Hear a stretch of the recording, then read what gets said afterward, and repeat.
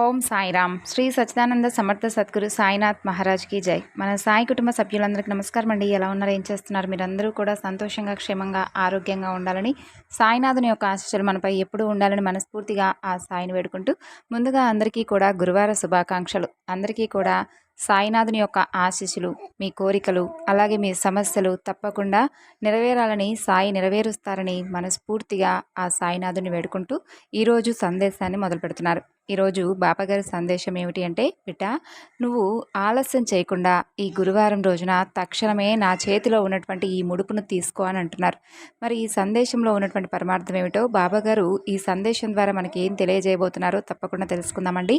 అంతకన్నా ముందు మన ఛానల్ని ఎవరైనా కొత్తగా చూస్తున్నట్లయితే ఛానల్ను సబ్స్క్రైబ్ చేసుకొని, వీడియో కనుక మీకు నచ్చితే లైక్ చేసి సపోర్ట్ చేయడం మాత్రం మర్చిపోకండి. ఇక బాబాగారి సందేశానికి ముందుగా చాలామందికి ఎన్నో సమస్యలు, ఇబ్బందులు ఎదురవుతూ ఉంటాయి. అలాంటప్పుడు మన మనసు చాలా చికాకులో ఉంటుంది. ఎక్కడెక్కడో జ్యోతిష్యం చెప్పించుకొని నిరాశ చెంది ఉంటారు కదా. అలాంటప్పుడు ఒక్కసారి ఈ గురువుగారిని అయితే కాంటాక్ట్ అవ్వండి. మనకి ఏ సమస్య ఉన్నా కానీ ఫోన్ ద్వారా మనకైతే చక్కని పరిష్కార మార్గాన్ని పూజల రూపంగా కానీ లేదంటే పరిహార మార్గంగా కానీ తెలియపరుస్తారు. గురువుగారి ఫోన్ నెంబర్ 7386242425. ఇక బాబాగారి సందేశం గురించి తెలుసుకుందాం. బిడ్డ, ఈ గురువారం వేళ నీవు చూసి చూడగానే నా చేతిలో ఉన్నటువంటి ఈ ముడుపును తాకు, తప్పకుండా నీ కోరిక నెరవేరుతుంది అని అంటారు. మరి ఈ సందేశం ద్వారా బాబాగారు మనకి ఏం తెలియజేయబోతున్నారంటే అండి, చాలామందికి ఎన్నో కోరికలు ఉంటాయి, అలాగే ఎన్నో సమస్యలు ఉంటాయి. అలాంటప్పుడు మనం ప్రతి శనివారం కూడా వెంకటేశ్వర స్వామి వారికి ఏ విధంగా అయితే పూజ చేసుకొని మన కోరిక నెరవేరినప్పుడు ఏ విధంగా అయితే స్వామివారికి ముడుపు కట్టుకుంటామో, అంతే విధంగా సాయినాథుడికి కూడా ఒక గురువారం వేళ చక్కగా తెల్లని ఒక వస్త్రాన్ని తీసుకొని దానిని పసుపు నీటిలో ముంచి కాసేపు ఆ యొక్క వస్త్రాన్ని ఆరబెట్టి అందులో 11 రూపాయి బిళ్ళలను ఉంచి చక్కగా ముడుపు కట్టి స్వామివారికి, సాయినాథుడికి ముందుగా ఆయనకి ఇష్టమైనటువంటి నైవేద్యాన్ని సమర్పించి గంధ పుష్ప అక్షంతలతో చక్కగా పూజ చేసుకొని ఆ ముడుపును స్వామి ముందు పెట్టుకొని, ఇలా మీ మనసులో ఉన్నటువంటి కోరిక ఎన్ని రోజులైతే నెరవేరకుండా ఉంటుందో అన్ని రోజుల వరకు స్వామివారి ముందే ఆ యొక్క ముడుపును పెట్టి మన మనసులో ఉన్నటువంటి కోరిక నెరవేరిన తర్వాత ఆ ముడుపును షిరిడిలో కానీ వీలైతే, లేదంటే దగ్గరలో ఉన్నటువంటి సాయినాథుని యొక్క ఆలయంలో కానీ ఆ ముడుపును సమర్పిస్తే సరిపోతుందండి. అలాగే ఆ రోజున అంటే మీరు చేసేటటువంటి ప్రతి పూజ అంటే గురువారం రోజున చేస్తే చక్కగా శనగలతోటి స్వామివారికి మాలను సమర్పించడం, లేదంటే స్వామికి నైవేద్యంగా చక్కగా శనగలను నివేదించడం, చపాతీలు నివేదించడం, ఇలా బాబాగారికి ఏమి ఇష్టం అనేది మనకు బాగా తెలుసు కదా. కాబట్టి మనకు స్వామివారికి ఇష్టమైనటువంటి నైవేద్యాన్ని స్వామికి సమర్పించడం, మన మనసులో తీరినటువంటి కోరిక అంటే కొంతమంది ఉద్యోగం కోసం ఎదురు చూసేవాళ్ళు కానీ, లేదంటే ఏదైనా ఉద్యోగంలోనే ప్రమోషన్స్ కోసం ఎదురు చూసేవాళ్ళు కావచ్చు, ఆర్థిక పరిస్థితి బాగలేని ఉన్నవాళ్ళు ఉండవచ్చు, లేదంటే ఏదైనా ధన సమస్యలు ఉండవచ్చు. ఇలా ఏ సమస్య గురించి కూడా ఒక కొలికి రాక ఆ సమస్య నెరవేరినప్పుడు మనసులో చాలా బాధ కలుగుతూ ఉంటుంది. అయ్యో, మాకే ఎందుకు ఇలా అవుతుంది, మేము ఎన్నో రోజుల నుండి పూజ చేస్తున్నాం, బాబాని తలుచుకుంటూ ఉన్నాం, మాకే ఎందుకు ఇలా జరగాలి, మా కోరిక ఎప్పుడు నెరవేరుతుందా? అసలు కోరిక లేనటువంటి మానవుడు అంటూ ఈ భూమి మీద ఎవరు ఉండరు. కాబట్టి అంటే ఆ కోరిక అత్యంత త్వరగా నెరవేరాలంటే మాత్రం తప్పకుండా ఒక్కసారి ఎవరైనా కానీ తెలియని వారుంటే చక్కగా ఈ యొక్క బాబాగారికి ముడుపు కట్టుకొని మీ మనసులో ఉన్నటువంటి కోరికను చెప్పుకొని ఈ విధంగా చేసి చూడండి. తప్పకుండా మీ మనసులో ఉన్నటువంటి కోరిక అయితే నెరవేరుతుంది.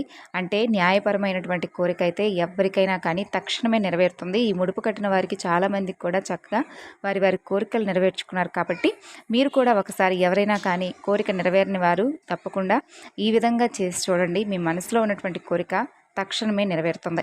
ఇక బాబాగారి సందేశంలో ఉన్నటువంటి ఉద్దేశం ఏమిటంటే, ఎవరైతే అంటే ఏదో ఒక సూచన కానీ, మనకు ఏదో ఒక సమస్యకు పరిష్కారం కానీ, ఇలాగే ఏదైనా మంచి మాటలు అంటే ఇప్పుడు ఎవరికైనా కానీ ఏంటంటే అండి, అంటే త్వరగా అంటే ఇప్పుడు ఒక మనిషికి ఏదైనా కానీ వారికి వారు ఏది తెలుసుకోలేరు. నలుగురు చెప్తేనో లేదంటే ఎవరో ఒకరి ద్వారానో తెలుసుకోవాలి తప్ప వారికై వారు ఏది కూడా తెలుసుకోలేరు. అలా ఒకరికి ఒక మంచి జరిగినప్పుడు దానిని 10 మందికి చెప్పుకోవడంలో తప్పు కాదు. ఎందుకంటే నీకు వచ్చినటువంటి మంచి, నీకు జరిగినటువంటి మంచి 10 మందికి జరిగితే ఏం జరుగుతుంది, ఏం చెప్పుకుంటారు వాళ్ళు?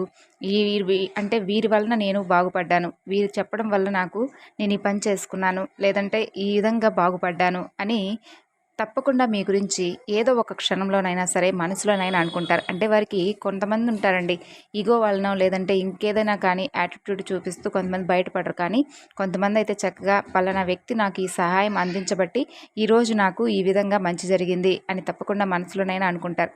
అలా మనసులో అనుకున్నా చాలండి, ఆ పుణ్యం మీకే వస్తుంది.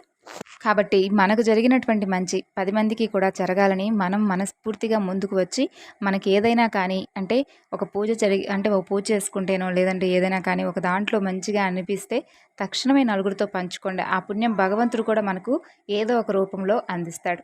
ఇక ఈ విధంగా ఎవరైతే ముడుపు కట్టుకొని ఎవరైతే వారి కోరికలను సమస్యలను నెరవేర్చుకున్నారో వారందరూ కూడా బాబాగారికి ఇప్పటికీ కూడా కృతజ్ఞతలు చెప్పుకుంటూ ఉన్నారు.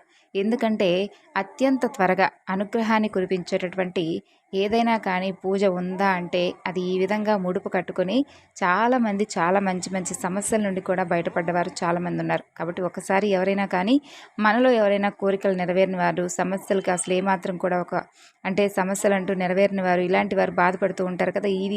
ఈ యొక్క ముడుపు కట్టుకొని స్వామివారికి పూజ చేయడం అనేది ఏ సమస్యకైనా కూడా చక్కగా పరిష్కారం అవుతుందండి. కొత్తగా ఎవరైనా ఇల్లు కట్టుకోవాలనుకున్నా లేదంటే ఇంకేదైనా కొన్ని సమస్యలు ఉంటాయి కదా, ఆర్థిక పరిస్థితి అంటే ఎంత డబ్బు సంపాదించినా కూడా ఆ యొక్క డబ్బు అనేది నిలవకలేకపోవడం లేదంటే ఇంకేదైనా సమస్యలు ఉన్నా కానీ మన పర్సనల్గా మనకు సంబంధించినటువంటి లావాదేవీలు కానీ డబ్బు సమస్యలు కానీ కోర్టు కేసులు కానీ ఇలాంటి ఏదైనా ముఖ్యమైనటువంటి పనులు కూడా ఒక చక్కని పరిష్కార మార్గం అయితే పొందొచ్చు.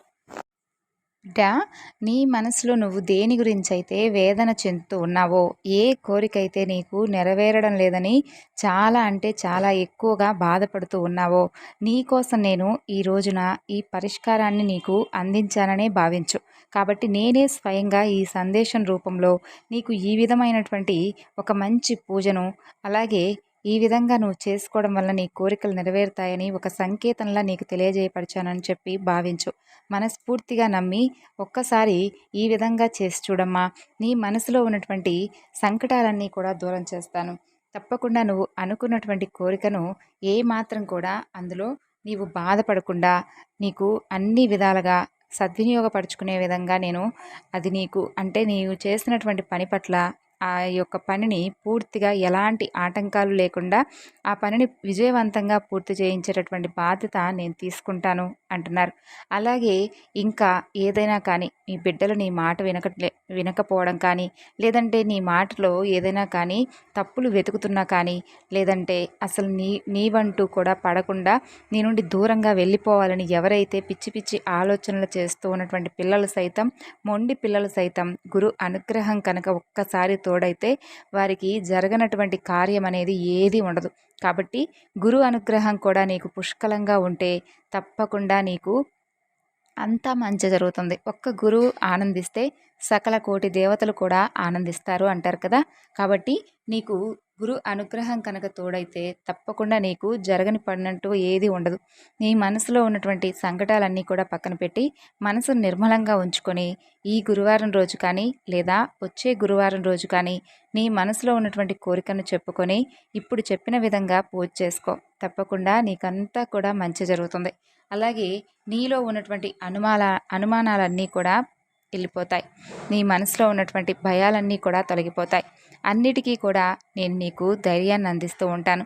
అయితే ఒకటి గుర్తుపెట్టుకో బాబా, ఈ పూజ చేస్తేనే నాకు నా కోరిక నెరవేరుతుందా అని నువ్వు అనుకోవచ్చు. చూడు, అన్నీ కూడా అలా అనుమానంగా ఏది కూడా పెట్టుకోకూడదు.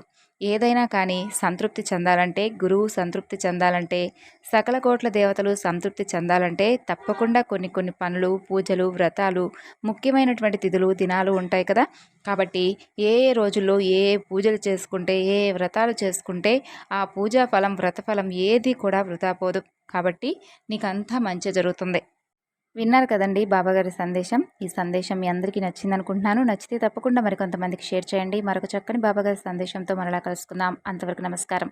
ఓం సాయిరాం. సర్వేజన సుఖినో భవంతు.